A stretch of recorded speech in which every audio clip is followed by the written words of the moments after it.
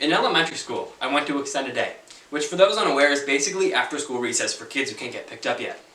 Every half day at school, for some reason, the extended day program would bring in a DJ and we'd dance and play games, and it was amazing and almost like a fever dream, come to think of it. At every single one of these DJ parties, we would have a hula hoop competition, and it's safe to say that your boy's hula hoop KD was well above 3.0. And I'd go as far as to say that I was undefeated in at least 3rd and 4th grade.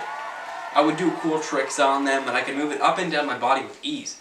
As life went on, so did many things that were fun, including these hula hoop competitions, and while I still found myself hooping when given the chance, it wasn't the same.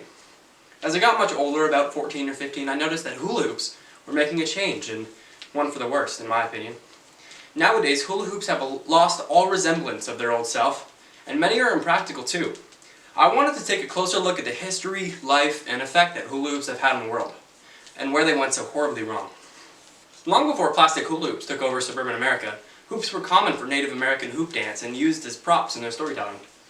In the 14th century, there was a craze of people using metal and wooden hoops for spinning around their waist, according to American author Charles Panatti, who also wrote Sexy Origins and Intimate Things, as well as The Pleasuring of Rory Malone, which I suggest looking up. He was also on Oprah, so living the dream. Doctors treated patients with dislocations, pain, and even heart failure from people having too much fun, apparently. It's a common misconception that the first hula hoop was invented in the 50s, but it's well documented that they can be found in ancient times. First, constructed with dried willow, rattan, grapevines, or stiff grasses. What constitutes grass as stiff? Who knows? It's also derived that the word hula comes from the similarities to the Hawaiian hula dance developed by the Polynesians. Like the little bobbleheads you see in taxis. Hula hoops began their suburban debut when Joan Anderson brought a bamboo hoop and showed it to her husband, who showed it to Arthur Spud Mellon, who happened to own a large toy company. They agreed to split the profits 50-50, but cut out the Andersons and they got nothing. When, though, marketed and sold the hoops, and they sold 25 million hula hoops in 4 months in 1957. Hula hoop became the centerpiece for Waymo, followed by the Super Ball and the Frisbee. Since then, hula hoops have come in and out of popularity, almost dying of obscurity multiple times. By the way, the world record for the longest hula hoop session was beaten just last year by Jenny Doan, when she hooped for 100 hours. That's 4 full days. She live-streamed all of it, and it can be found on Twitch at Jenny Hoops. She raised over $4,000 for Mental Health America. The final minute had We Are the Champions playing in the background, and about 10 people watching and counting down the last seconds, even though she had already beat the previous record 25 hours earlier. Other records include the most hula hoops spun at a time at 200, and the largest hula hoop ever spun is over 16 feet in diameter, and all of those records are held by women.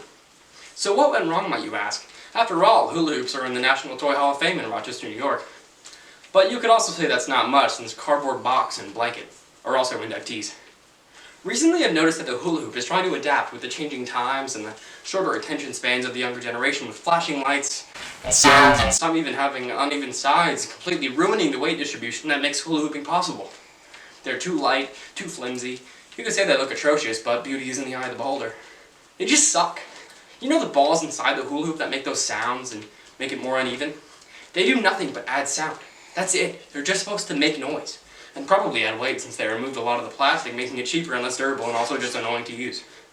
Hula hoops are no longer perfectly round, but nearly flat on the inside for some reason, and the thick walls have been replaced with paper-thin Starbucks coffee cup material covered in glitter or a picture of Olaf from Frozen.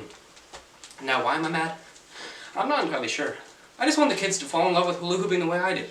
Hula hooping might be coming to its death soon.